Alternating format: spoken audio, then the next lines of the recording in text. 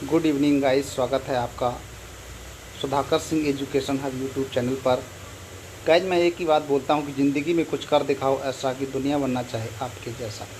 Guys हम लोग चर्चा करेंगे चाइल्ड डेवलपमेंट के ऊपर। चाइल्ड डेवलपमेंट में जो यूपी टेट में जो है 30 प्रश्न पूछे जाते हैं और सी टेट में भी 30 प्रश्न पूछे जाते हैं। गाइज हम जैसा कि आपको बता दें कि यह यूपी टेट के लिए हमारा दूसरा वीडियो होगा और यूपी टेट, सी टेट और सुपर टेट तीनों के लिए बहुत ही महत्वपूर्ण वीडियो होगा। पहले वीडियो में हम लोगों ने चर्चा की थी सिलेबस के ऊपर, उसके बाद हम लोगों ने जाना मनोविज्ञान क्या है, उसके बाद हमने जाना विकास एवं अभिवृद्धि के बारे में, और आज जो हम लोग चर्चा करेंगे वह चर्चा करेंगे विकास की अवस्थाओं के ऊपर। गाइज जैसा कि मैं आपको बता दूं कि यह वीडियो बहुत ही महत्वपूर्ण होगा यूपी टेट, सी टेट और सुपर टेट के लिए। तो गाइज देर ना करते हुए आइए आगे बढ़ते हैं और जानते हैं विकास की अवस्थाओं के बारे में। तो सामान्य रूप से सभी मनोवैज्ञानिकों के अनुसार विकास की अवस्थाओं को निम्न रूप से वर्गीकृत किया गया है। नंबर 1, प्रारंभिक बाल्यकाल, जिसे जन्म से लेकर के 12 वर्ष तक की आयु को प्रारंभिक बाल्यकाल माना गया है। पूर्व किशोरावस्था की अगर बात करूं तो पूर्व किशोरावस्था को 12 वर्ष से 16 वर्ष की आयु को माना गया है। किशोरावस्था को 16 वर्ष से 21 वर्ष की आयु को माना गया है। उसके बाद वयस्कावस्था को 21 वर्ष से ऊपर की आयु को जो है वयस्कावस्था माना गया है। कुछ मनोवैज्ञानिकों ने प्रारंभिक बाल्य काल को निम्न वर्गों में बांटा है। जैसे प्रारंभिक बाल्यकाल जो है शैशव, जिसे इन्फेंसी के नाम से जानते हैं, जिसे जन्म से लेकर के 3 वर्ष की आयु माना गया है। पूछा जा सकता है शैशव इन्फेंसी की आयु क्या है, तो जन्म से लेकर के 3 वर्ष की आयु शैशव इन्फेंसी कहलाती है। पूर्व बाल्यकाल पूछा जाए तो 3 वर्ष से 6 वर्ष की आयु को जो है पूर्व बाल्यकाल कहा गया है, और उत्तर बाल्यकाल 6 वर्ष से 12 वर्ष की आयु को जो है उत्तर बाल्यकाल कहा गया है। आगे अगर मैं बात करूं, उपरोक्त वर्गीकरण के अतिरिक्त अध्ययन की सुविधा की दृष्टि से डॉक्टर अर्नेस्ट जोन्स के अनुसार किया गया वर्गीकरण सर्वाधिक उपयुक्त माना गया है। किसके अनुसार? डॉक्टर अर्नेस्ट जोन्स ने जो वर्गीकरण किया है वो है आज की डेट में सबसे अच्छा और महत्वपूर्ण माना गया है। तो जैसे डॉक्टर अर्नेस्ट महोदय ने शैशवावस्था को शैशवावस्था को जो है जन्म से लेकर के 5 वर्ष या 6 वर्ष तक माना है। किसने माना है?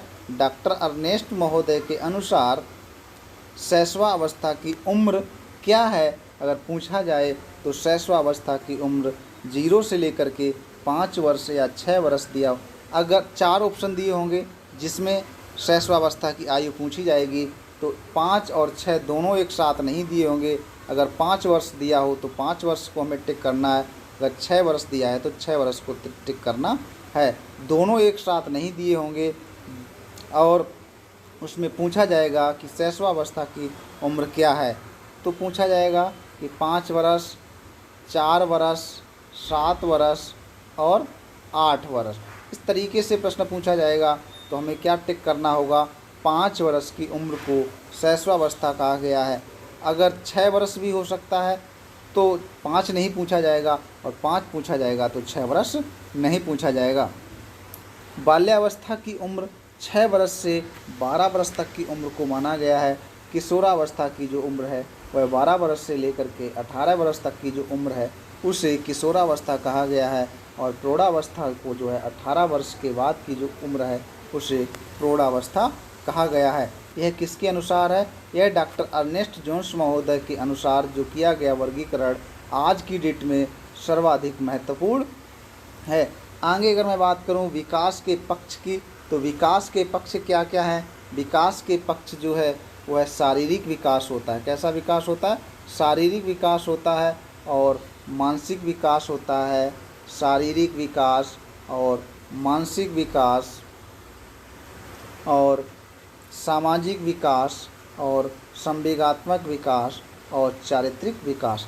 शरीर का विकास होता है और मानसिक दिमाग का विकास होता है।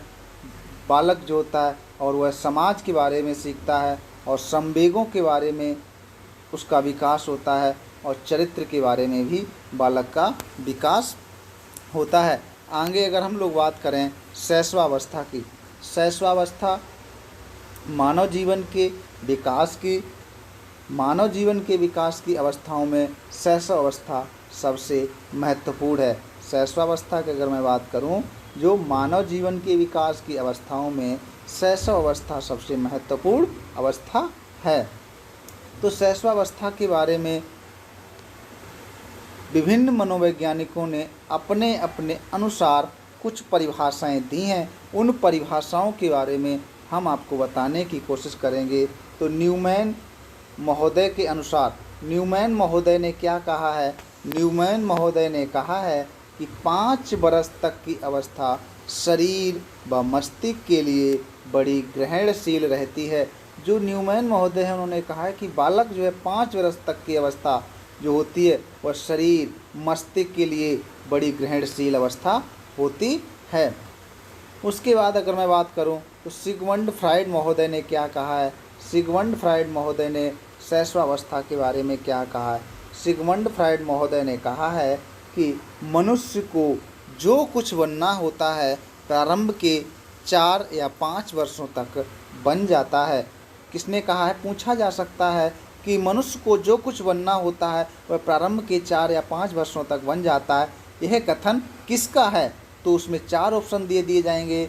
तो एडलर ने, फ्राइड ने, क्रो एवं क्रो ने। तो हमें क्या जवाब देना है? हमें जवाब देना है कि सिगमंड फ्राइड।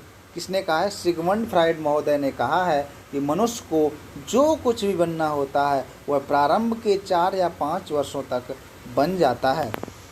उसके बाद अगर मैं बात करूं, एडलर महोदय ने क्या कहा है? एडलर महोदय ने कहा है कि शैशवावस्था द्वारा जीवन का पूरा क्रम निश्चित होता है। जो शैशवावस्था की उम्र होती है उसी पर जो जीवन का पूरा क्रम जो होता है वह निश्चित होता है।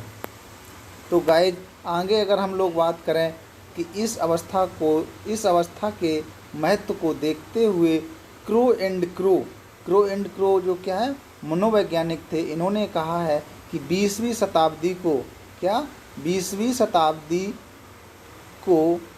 20वीं शताब्दी को बालक की शताब्दी कहा गया है। क्रो एवं क्रो ने कहा है कि 20वीं शताब्दी को बालक की शताब्दी कहा गया है। साधारणतः शिशु के जन्म के बाद प्रथम 6 वर्ष की आयु ही शैशवावस्था कहलाती है। क्रो एवं क्रो ने कहा है कि शिशु के जन्म के बाद प्रथम 6 वर्ष की आयु ही शैशवावस्था कहलाती है। तो गाइज आगे अगर हम लोग बात करें, हरलॉक महोदय ने क्या कहा है शैशवावस्था के बारे में? हरलॉक महोदय ने कहा है कि यह जन्म से लेकर के 2 सप्ताह तक चलती है। जो शैशवावस्था होती है यह जन्म से लेकर के 2 सप्ताह तक चलती है। उसके बाद 2 सप्ताह के बाद बालपन, बेबीहुड आरंभ होता है। क्या होता है? बालपन, बेबीहुड आरंभ होता है और 2 बरस तक रहता है। 2 बरस के बाद प्रारंभिक बाल्यावस्था आती है। 2 बरस के बाद क्या आती है? 2 बरस के बाद प्रारंभिक बाल्यावस्था आती है और 6 बरस तक यह रहती है। तो यह किसने कहा है? हरलॉक महोदय ने कहा है। किसने कहा है? हरलॉक महोदय ने कहा है कि यह जन्म से लेकर के 2 सप्ताह तक चलती है। 2 सप्ताह के बाद बालपन, बेबीहुड आरंभ होता है और 2 बरस तक रहता है। 2 बरस बाद प्रारंभिक बाल्यावस्था आती है और 6 बरस तक रहती है। आगे अगर मैं बात करूं शैशवावस्था की प्रमुख विशेषताएं क्या हैं, तो नज़र डालते हैं शैशवावस्था की प्रमुख विशेषताएं के बारे में। तो नंबर 1, शारीरिक विकास में तीव्रता। शारीरिक विकास में तीव्रता। बालक के जीवन के प्रथम 3 वर्षों में शारीरिक विकास तीव्र गति से होता है। जो शैशवावस्था की उम्र होती है उसी में बालक के जीवन के प्रथम 3 वर्ष जो होते हैं उसमें शारीरिक विकास तीव्र गति से होता है। प्रथम वर्ष में लंबाई व भार दोनों में तीव्र वृद्धि होती है। शैशवावस्था के प्रथम वर्ष में लंबाई, भार दोनों में तीव्र वृद्धि होती है। उसके बाद अगर मैं बात करूं के अपरिपक्वता, पर निर्भरता, मूल प्रवृत्त्यात्मक व्यवहार, मानसिक क्रियाओं में तीव्रता। अपरिपक्वता, जो बालक होता है शैशवावस्था में वह अपरिपक्व होता है, उसको ज़्यादा जानकारी नहीं होती है। परिनिर्भरता, दूसरों के ऊपर वह निर्भर रहता है। मूल प्रवृत्त्यात्मक व्यवहार, और वह अपने हाथ पैर चला करके जो है व्यवहार करता है। और अगर बालक को भूख लगी होती है तो वह रोता है, और रोने के बाद ही जो है माँ उसको दूध पिलाती है। आगे अगर बात करूँ मानसिक क्रियाओं में तीव्रता, वुड एनफ ने कहा है, किसने? वुड एनफ महोदय ने कहा है कि व्यक्ति का जितना भी मानसिक विकास होता है उसका आधा 3 वर्ष की आयु तक हो जाता है। किसने कहा है? वुड एनफ महोदय ने कहा है कि व्यक्ति का जितना भी मानसिक विकास होता है उसका आधा 3 वर्ष की आयु तक हो जाता है। उसके बाद अगर बात करें सीखने की प्रक्रिया में तीव्रता, गेसेल महोदय ने क्या कहा है? गेसेल महोदय ने कहा है कि बालक प्रथम 6 वर्षों में बाद के 12 वर्षों से दुगना सीख लेता है। बालक प्रथम 6 वर्षों में जितना वह 12 वर्षों तक नहीं सीखता वह 6 वर्षों में प्रथम सीख लेता है। आगे अगर बात करूं कल्पनाशीलता, कल्पना करता है बालक, क्या करता है? कल्पनाशीलता। तो थांडाइक महोदय ने कहा है, थांडाइक महोदय ने क्या कहा है? थांडाइक महोदय ने कहा है कि 3 से 6 वर्ष के बालक, 3 से 6 वर्ष के बालक प्रायः अर्ध स्वप्नों में की हालात में होते रहते हैं। जो थांडाइक महोदय ने कहा है कि 3 से 6 वर्ष के बालक जो होते हैं प्रायः अर्ध स्वप्नों की हालत में होते हैं। रास के अनुसार रास महोदय ने कहा है कि शिशु कल्पना में स्वयं का नायक बन जाता है, वह कल्पना के द्वारा ही अपने जीवन को कठोरता को दूर करता है। रास महोदय ने कहा है कि शिशु जो होता है वह कल्पना करता है और कल्पना में स्वयं का नायक बन जाता है और कल्पना के द्वारा ही अपने जीवन को कठोरता को दूर करता है। उसके बाद शैशवावस्था जो होती है वह दोहराने की प्रवृत्ति होती है। जैसे जो शैशवावस्था होती है तो माँ बोलती है, बोलिए मम्मा, तो वह बोलेगा मम्मा, बोले पापा तो बोले पापा, बुआ, फूफा, ऐसे करके दोहराने की प्रवृत्ति होती है। किसमें? शैशवावस्था में। उसके बाद काम प्रवृत्ति होती है। क्या होती है? काम की प्रवृत्ति होती है। शैशवावस्था में शारीरिक विकास, शैशवावस्था में शारीरिक विकास की अगर बात करें तो शिशु का शारीरिक विकास जन्म से पूर्व गर्भावस्था से ही आरंभ हो जाता है। कब से? जब बालक गर्भावस्था में पहुंचता है तभी से उसका जो विकास आरंभ हो जाता है। जन्म के बाद शैशवावस्था में जन्म के बाद विकास के 2 सोपान होते हैं। कौन कौन से 2 सोपान होते हैं? नंबर 1 जन्म से 3 वर्ष की आयु तक और नंबर 2 3 वर्ष से 6 वर्ष की आयु तक। शारीरिक विकास की गति प्रथम 3 वर्षों में बहुत तेज़ी से होती है। आकार की अगर बात करें तो आकार जन्म के समय शिशु की लंबाई लगभग 20 इंच होती है। प्रायः बालक बालिका से लगभग 1/2 इंच लंबे होते हैं। जो बालक होते हैं वह बालिका से लगभग आधा इंच लंबे होते हैं। भार की अगर बात करें तो भार जन्म के समय बालक का भार बालिका के भार से अधिक होता है। नवजात शिशु का भार 6 से 8 पाउंड तक होता है। प्रथम 6 माह में शिशु का भार 2 गुना व 1 वर्ष में 3 गुना हो जाता है। अगर मांसपेशियों की बात करूं तो मांसपेशियों में शिशु की मांसपेशियों का भार कुल भार का 23% होता है। कितना? जो मांसपेशियों का भार है कुल भार का 23% होता है। उसकी भुजाओं का तीव्र विकास होता है। प्रथम 2 वर्षों में भुजाएं जो होती हैं वह 2 गुनी व टांगें लगभग 1/2 गुनी 1.5 गुनी हो जाती हैं। अगर हड्डियों की बात करें तो नवजात शिशु की हड्डियां छोटी, कोमल व लचीली होती हैं जो कि कैल्शियम, फास्फोरस व अन्य खनिजों की सहायता से मजबूत होती रहती हैं। इस प्रक्रिया को अस्थिकरण कहते हैं। बालक की अपेक्षा बालिका का अस्थिकरण अपेक्षाकृत जल्दी होता है। जो बालक की अपेक्षा बालिका का अस्थिकरण अपेक्षा जल्दी होता है। दांत की अगर बात करें तो जन्म के समय शिशु के दांत नहीं होते हैं। लगभग 7वें माह से दूध के दांत निकलना प्रारंभ 7वें माह में क्या होता है, दूध के दांत निकलना प्रारंभ होते हैं, जो कि अस्थायी होते हैं। 1 वर्ष की आयु तक इसकी संख्या 8 व 4 वर्ष तक लगभग सभी दूध के दांत निकल आते हैं। इसके बाद ये दांत गिरने के बाद सभी दांत 5वें या 6वें वर्ष में स्थायी दांत निकलने लगते हैं। जो जन्म के समय शिशु के दांत नहीं होते हैं, लगभग 7वें महीने से दूध के दांत निकलना प्रारंभ होते हैं, जो कि अस्थायी होते हैं। 1 वर्ष की आयु तक इनकी संख्या 8 व 4 वर्ष तक लगभग सभी दूध के दांत निकल आते हैं। इसके बाद ये दांत गिरने के बाद सभी 5वें या 6ठे वर्ष में स्थायी दांत निकलने लगते हैं। सिर व मस्तिष्क की अगर मैं बात करूं तो नवजात शिशु का सिर शरीर की अपेक्षा बड़ा होता है। जन्म के समय सिर की लंबाई उसके शरीर की लंबाई का 1/4 होती है। प्रथम 2 वर्षों में सिर का विकास तीव्र गति से होता है, बाद में क्रमशः धीमा हो जाता है। जन्म के समय मस्तिष्क का भार 350 ग्राम होता है। 6 वर्ष की आयु तक बढ़कर 1260 ग्राम हो जाता है। वयस्क मस्तिष्क का भार 1400 ग्राम बताया गया है। शैशवावस्था में मानसिक विकास जन्म से प्रथम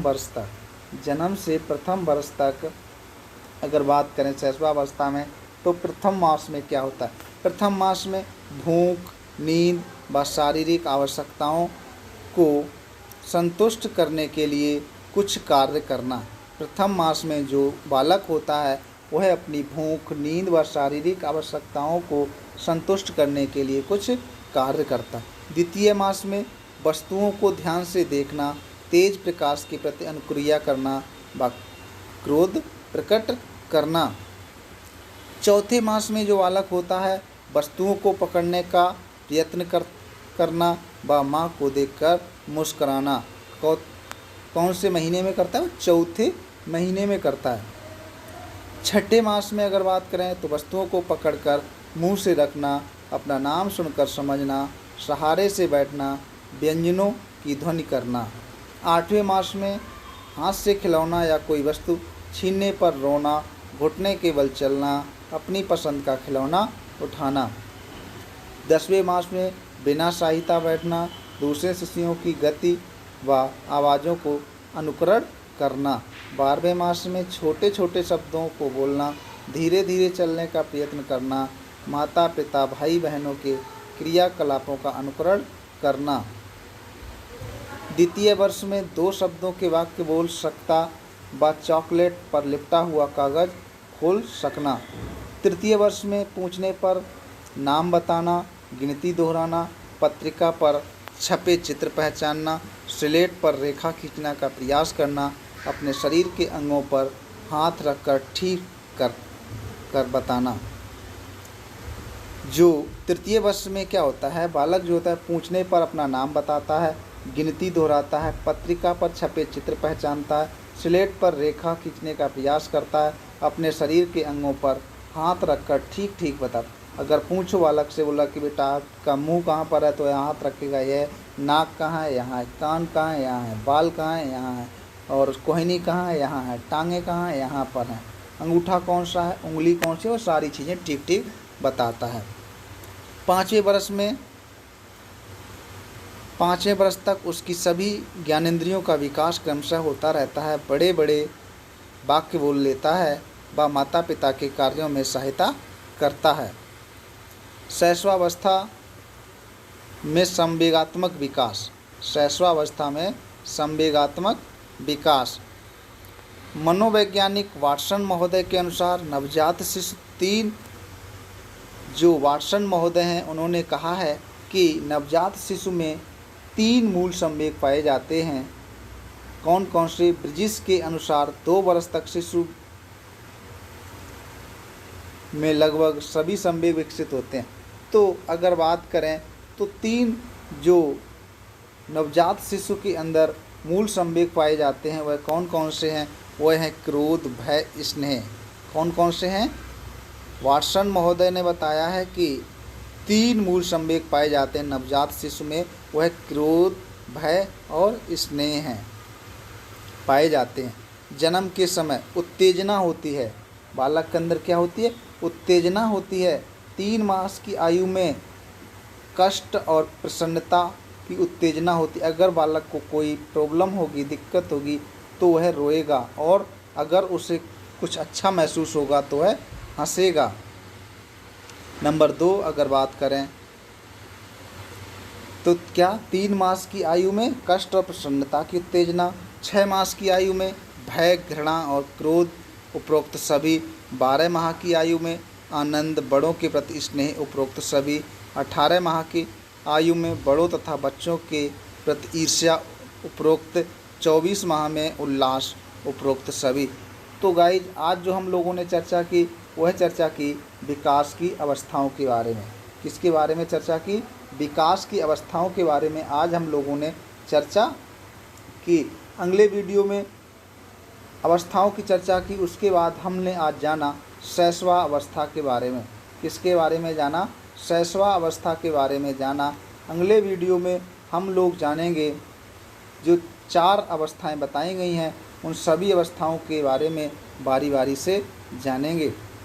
उसके बाद अगर मैं बात करूं शैशवावस्था के बाद जो है डॉक्टर अर्नेस्ट महोदय ने जो 4 अवस्थाएं बताई थी उन सभी अवस्थाओं के बारे में बारी बारी से हम लोग जानेंगे। तो आज जो हमने जाना वह जाना शैशवावस्था के बारे में। अगले वीडियो में हम लोग जानेंगे बाल्यावस्था के बारे में। तो गाइज आज के लिए इतना ही है। अगले वीडियो में हम लोग पुनः मुलाकात करते हैं। तब तक के लिए नमस्कार, जय हिंद,